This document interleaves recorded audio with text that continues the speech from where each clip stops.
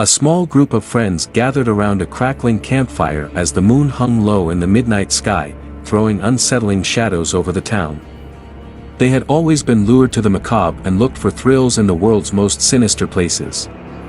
Their objective for the evening was the deserted asylum that loomed menacingly outside of town.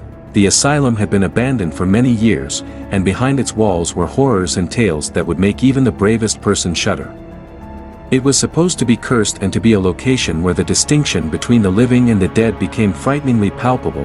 The group's leader, Sarah, had been hearing rumors about the facility for a long time.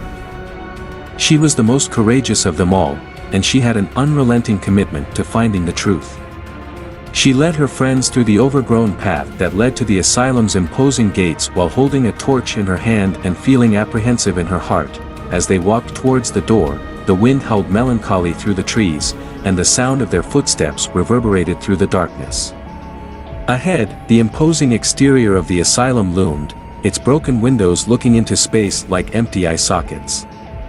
Its once white walls were covered in graffiti, a reminder of the adventurous souls who had come here in the past. The hefty double doors' creaking hinges groaned in protest as the group forced them open.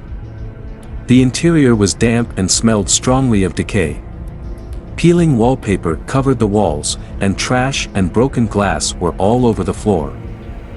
They couldn't get rid of the feeling that they were being watched as they navigated the maze-like hallways of the asylum. The border of their hearing seemed to dance with faint, terrifying whispers. None of the group members wanted to acknowledge their rising concern as they exchanged apprehensive glances.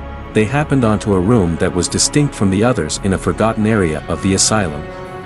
It was undisturbed by time and covered with dust and cobwebs. An old, torn diary was in the middle of the space. Sarah took it up as her curiosity overcame her. Emily, a former prisoner who had been admitted to the asylum in the late 1800s, kept the diary. The diary exposed a horrifying story of violence, experimentation, and mistreatment. The horrific events that had occurred within these walls were vividly described by Emily in her words. The temperature in the room decreased as Sarah read aloud, and the candle they had brought seemed to be fighting an unseen power. They ran from the room in terror, their chests thumping. The asylum, however, had other ideas. Their journey deeper into its nightmare depths was aided by the shifting and twisting of its pathways. They were entrapped and lost in a crazy labyrinth. They came upon ghostly representations of the tortured souls who had once been here as they walked the asylum's interminable halls. The ghosts groaned and cried out, their features contorted in agony. With each passing second, the group's terror increased as they came to the realization that they no longer had control over their destiny. Hours turned into days, and still, they were trapped within the asylum's cursed walls. Their supplies dwindled, and their hope faded.